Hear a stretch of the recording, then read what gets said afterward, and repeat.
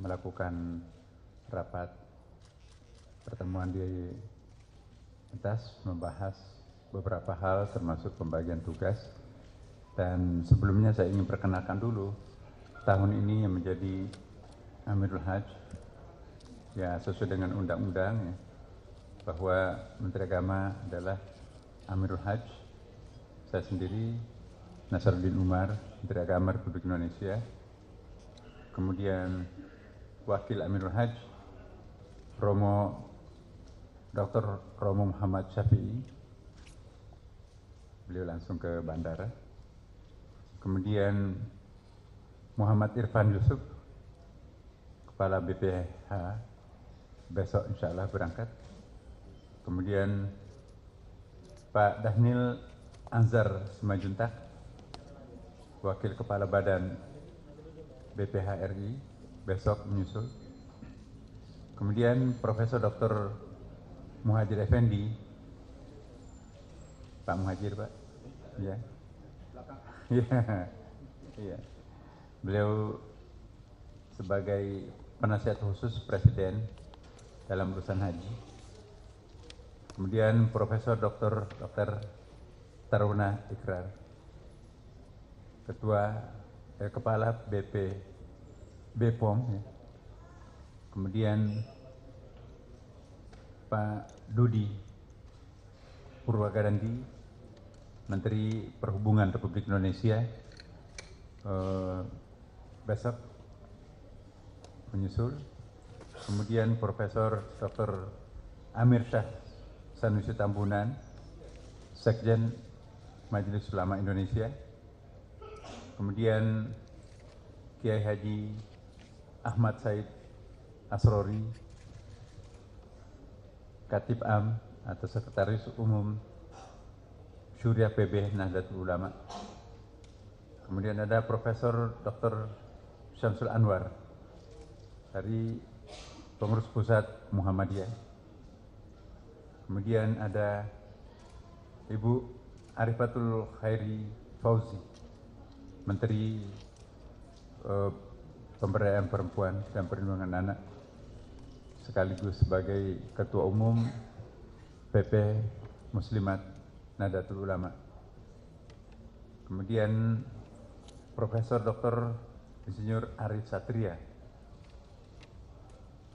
sebagai Ketua Umum Ikatan Cendekiawan Muslim, sekaligus juga sebagai Rektor IPB atau IPB University. Kemudian Profesor Dr. Haji Letnan Jenderal Dudung Abdurrahman, ya, penasehat khusus Presiden, sekaligus sebagai Ketua Dewan Penyantun Universitas Perguruan Tinggi Ilmu Al-Quran Jakarta. Kemudian Profesor Dr. Arskal Salim sebagai sekretaris, juga sebagai sekretaris Ditjen Pendidikan Islam.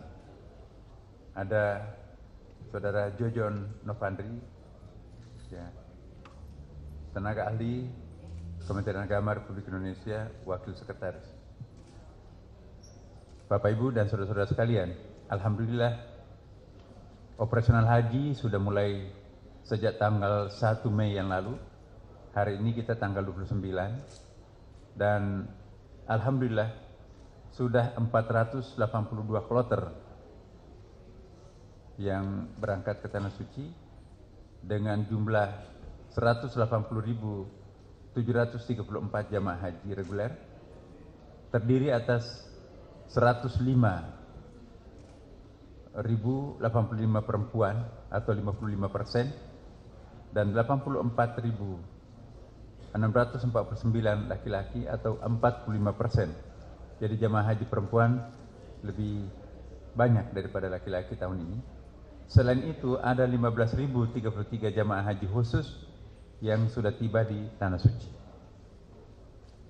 Operasional layanan jamaah haji di Madinah pada fase kedatangan gelombang pertama sudah berakhir di Madinah. Jadi tanggal 25 kemarin seluruh jamaah haji yang ada di Madinah sudah bergerak menuju ke kota suci Mekah.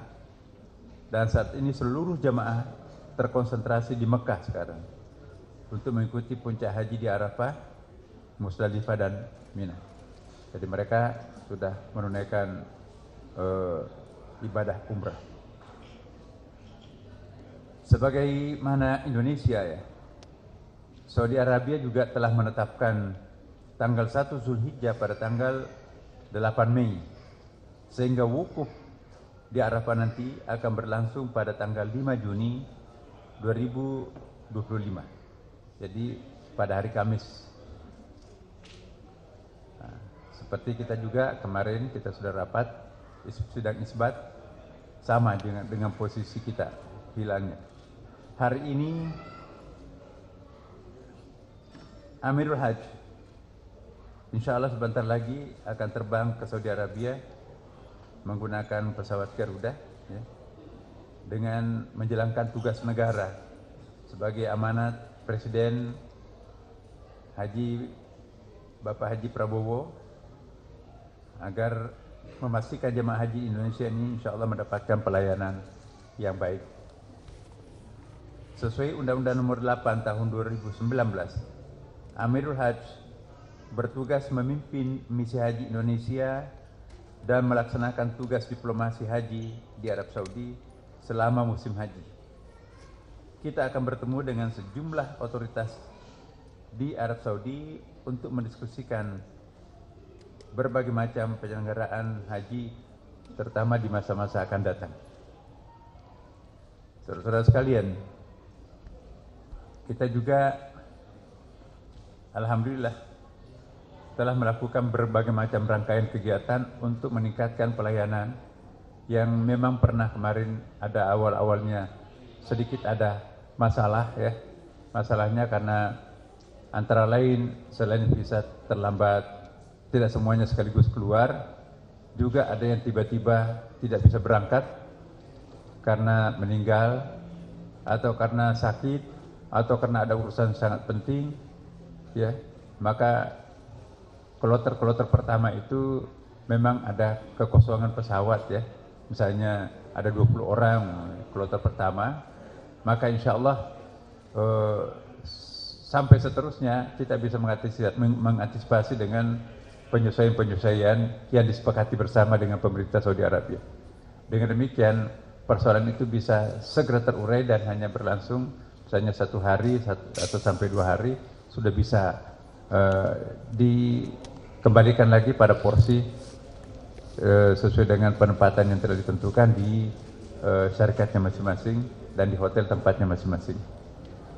Bapak Ibu sekalian, saudara-saudara sekalian, kita juga berkomunikasi terus dengan kerajaan Saudi Arabia dan alhamdulillah saya ingin sampaikan di sini karena 1/5 jamaah haji di seluruh dunia adalah orang Indonesia, maka itu pemerintah Saudi Arabia itu memberikan perhatian khusus terhadap jamaah haji Indonesia.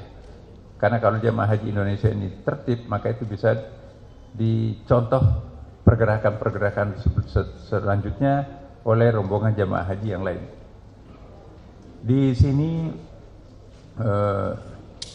ditegaskan juga bahwa cuaca sangat ekstrim ya. Suhu di Saudi Arabia di Mekah sekarang ini sekitar 50 derajat Celcius. Jadi ini satu persoalan tersendiri bagi kita orang Indonesia ya. Kemudian juga dihimbau untuk melakukan penyesuaian diri dengan cuaca tersebut, misalnya seperti yang telah diumumkan oleh panitia-panitia kita, dihimbau terus-menerus agar selalu memelihara cairan tubuh ya, minum lebih banyak dan memelihara saving energi karena ini kan belum hari hanya ya. Jangan sampai nanti mengejar sunat, mau arba'in di Madinah, mau memperbanyak umrah di Mekah, tetapi nanti pada hari hanya haji itu kolaps. Nah, kita sudah menghimbau kepada jamaah kita saving energi untuk hari hanya haji itu. Kemudian juga menyangkut masalah penyembelihan dam dan kurban. Nah, ini perlu kami jelaskan di sini. Sebetulnya yang jadi masalah itu adalah damnya. Kalau kurbannya ya 200 20 ribuan orang jamaah haji Indonesia di sana, kalau mau melakukan kurbannya itu bisa saja dilakukan di Indonesia. Tetapi yang dimasalahkan adalah kalau dam. Dam ini adalah semacam denda yang harus dilakukan karena kita adalah haji tamattu ya. Nah, jadi itu memang harus menyembelih kambing. Kami mendapatkan pertanyaan, bagaimana Indonesia? Apakah akan melakukan dam di Indonesia atau di Madinah? Saya balik bertanya pada waktu kami rapat dengan beliau, bagaimana pendapatnya Yang Mulia? Ya, dijawab bahwa ada sejumlah negara melaksanakan dam di negerinya masing-masing. Nah, tapi di Indonesia terserah negaranya. Nah, karena ini menyangkut masalah furu'iyah, masalah fikih, pemerintah tidak berhak untuk menetapkan fatwa. Yang bisa memberikan fatwa itu adalah majelis ulama. Nah, kami sudah menyurat ke majelis ulama. Ya, apakah dimungkinkan untuk kita menyembelih hewan yang dam ya, kambing di Indonesia dengan pertimbangan bahwa kalau semuanya katakanlah 220.000 jamaah haji akan menyembelih kambing damnya di Indonesia, itu manfaatnya adalah para peternak kambing di Indonesia itu akan panen dan juga dagingnya pun juga dikonsumsi oleh warga masyarakat Indonesia, dan juga sudah bisa dipastikan insya Allah tidak ada manipulasi misalnya seperti yang terjadi di sana. Katanya ya, ini kita nggak bisa membuktikan ya, ada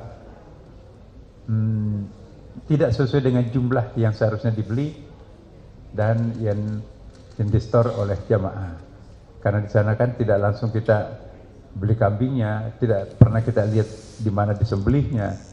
Nah, jadi untuk mencegah hal-hal yang tidak bisa kita perkirakan, nah muncullah satu karinah di situ, muncul mungkin bisa disebut sebagai ilat ya. Tapi ilat itu pun juga ada kriterianya dalam ilmu fikih.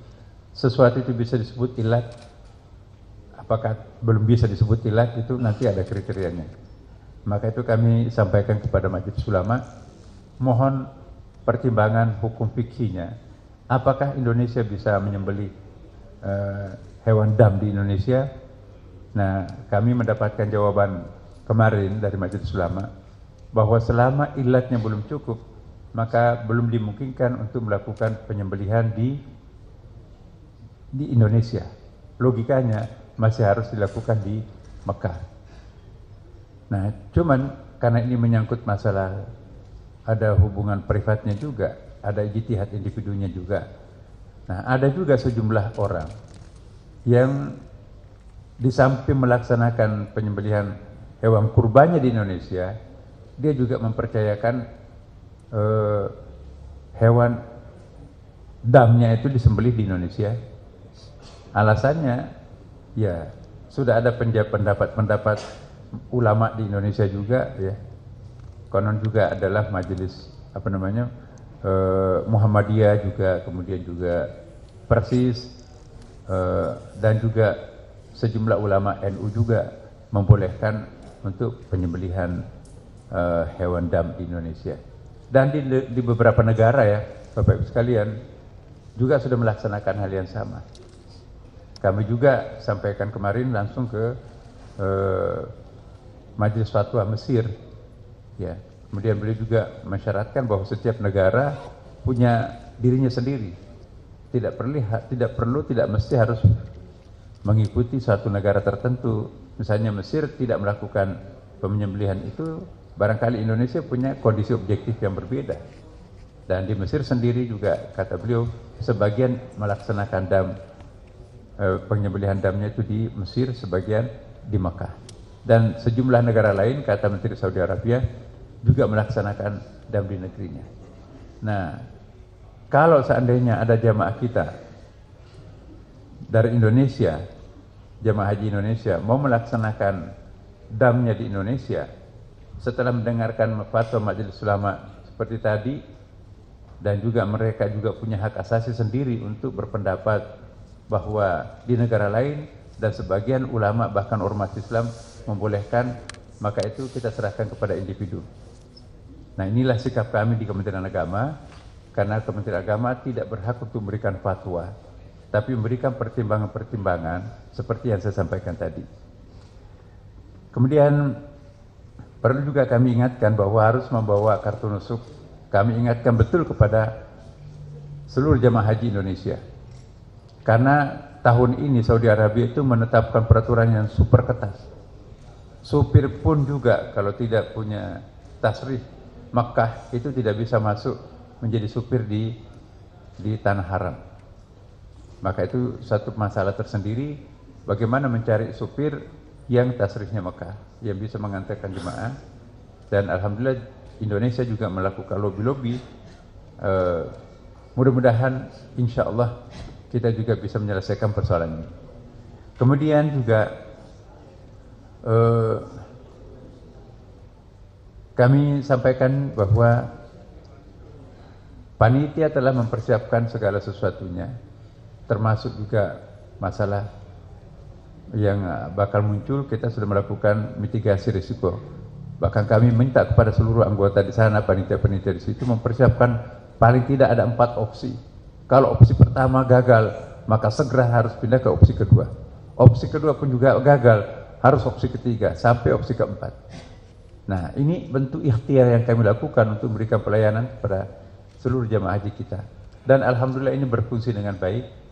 Ya, seperti kemarin menyelesaikan persoalan keterlambatan visa, menyelesaikan persoalan yang tiba-tiba berhalangan dalam waktu cepat tanggap, maka panitia berhasil menyelesaikan persoalan itu dengan cepat, alhamdulillah. Yang lainnya kalau boleh nanti bapak-bapak, ibu-ibu, pak saudara-saudara bisa lihat apa kata media kita yang sudah sekitar 100-an lebih ya di sana bertugas melaporkan setiap hari juga. Makanan alhamdulillah, karena sekarang kita menggunakan 8 syarikat berlomba untuk menyuguhkan sesuatu yang sangat baik, dan menu-menu Indonesia ya seragam tuh. Jadi enak sekali, masyarakat kita sudah bisa mengkonsumsi masakan Indonesia. Kemudian juga pengaturan busnya, ini yang hari ini teman-teman panitia di situ yang terdiri dari Wakil Menteri Haji Saudi Arabia, dan juga 8 syarikat yang terlibat mengurus Indonesia, ditambah dengan Dirjen Bimas Islam, Dirjen Haji di situ, rapat jam 11 sampai jam 12 bersama. Bagaimana membicarakan tentang mobilitas masyarakat atau mobilitas haji, calon jemaah haji dari Mekah ke Arafah, kemudian Arafah nanti ke Musdalifah, kemudian ke Mina. Karena di sini kita ada sesuatu yang relatif lebih baru ya, mungkin bukan terlalu baru juga, tapi yang baru adalah sistemnya. Misalnya ada murur itu tidak melewati jalur normal di Musdalifah ya, karena mungkin karena kesehatan sudah difabel atau ada hal-hal khusus, maka itu jalurnya memang agak sedikit berbeda. Tetapi pasti melewati, karena itu kan keharusan untuk melewatinya bermalam atau di malam hari di Musdalifah. Nah, kemudian juga ada tanazul. Tanazul ini saya jelaskan, tanazul ini tidak mesti seseorang itu nanti nginap di kemah. Ada kurang lebih 30.000 jamaah itu dari Arafah lewat Musdalifah bisa langsung ke hotel. Jadi tidak mesti harus menginap di kemah. Karena beberapa tempat yang kita sewa, hotel-hotel di sekitar jamarat itu lebih dekat ke jamaratnya daripada ke kemahnya. Nah, ini kita prioritaskan kepada jamaah haji yang tidak berdaya. Apakah itu karena tua, apakah itu karena penyakit, apakah itu karena ada alasan-alasan tertentu ya. Maka itu yang kita prioritaskan untuk menempati hotel yang sengaja kita tempatkan di dekat-dekat jamarat itu, sehingga mereka tidak lagi harus ke kemah. Jadi insya Allah kemah-kemah kita nanti di sana itu tidak sepadat lagi dengan tahun-tahun yang lalu. Karena lebih dari 30.000 jamaah kita sudah nginapnya di hotel. Tahun-tahun yang lalu juga sudah ada, tapi itu belum difasilitasi secara resmi. Sekarang ini kita atur semuanya. Jadi yang nginap di hotel, disiapkan makanan di hotel, ya, disiapkan dokter dan obat-obatannya di sekitar hotel. Dan bagi mereka yang nginap mau ditempatkan di kemah, itu pun juga sama, makanannya, kendaraannya, dokternya, pelayanan lainnya, itu semuanya dilakukan di perkemahan itu. Dengan demikian insya Allah mudah-mudahan tempatnya sudah agak longgar dan juga otomatis juga penggunaan toilet dan sebagainya itu bisa terpenuhi dengan baik.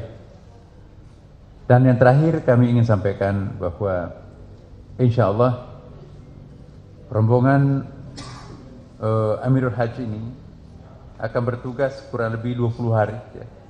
Hari ini berangkat 29 Mei dan insya Allah tugasnya akan berakhir kalau tidak ada masalah yang sangat urgent tanggal 17 Juni, ya, sekitar 20 hari. Di samping Amirul Hajj, kami juga didampingi oleh suatu kelompok yang khusus yang kita sebut dengan Mustasyar Dini. Ya, jadi Mustasyar Dini ini berjumlah 22 orang yang terdiri atas ulama-ulama yang ahli hukum, baca kitab kuningnya juga mahir, ya. Dan inilah nanti akan menyelesaikan pertanyaan-pertanyaan mendasar yang ditanyakan oleh calon jamaah, oleh jamaah haji kita, ya mungkin tidak bisa dijawab oleh pimpinan-pimpinan kloternya. Jadi pertanyaan paling banyak adalah pertanyaan dari kaum perempuan. Bagaimana kalau kami tidak sempat umrah wajib tapi menstruasi? Itu harus dijawab dengan tegas dan tidak bisa asal jawab, karena itu harus ada dalilnya, karena ini menyangkut masalah sah atau tidak sahnya sebuah ibadah wajib nih.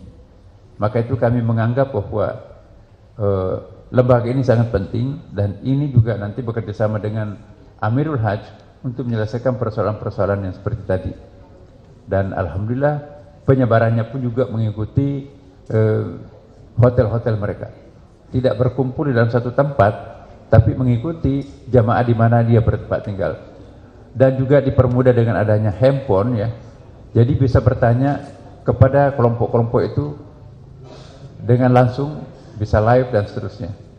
Jadi jamaah kita merasa sangat senang dan sangat puas karena pertanyaan apapun yang ditanyakan kepadanya itu bisa dijawab oleh tim itu. Nah, relatif alhamdulillah per hari ini Bapak Ibu sekalian, jamaah kita itu merasakan ada pelayanan yang sungguh-sungguh sangat serius dan dirasakan lebih biasa, luar biasa. Dan inilah yang kami sampaikan kepada Bapak Ibu, rekan-rekan semua melalui wartawan, melalui media ini. Mohon doanya juga.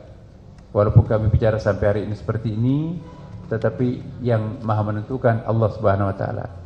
Kami mengharapkan doanya, semoga hari hanya pada hari wukuf nanti itu yang menentukan haji kita itu berjalan lancar seperti yang kita harapkan bersama. Demikian, Assalamualaikum warahmatullahi wabarakatuh. Pak Menteri disiapkan untuk langsung naik ke bis. Pak Menteri, teman-teman media terima kasih banyak. Ya, saya kira sudah cukup panjang ya. Tidak ada pertanyaan lagi ya. Kita akan berangkat karena sudah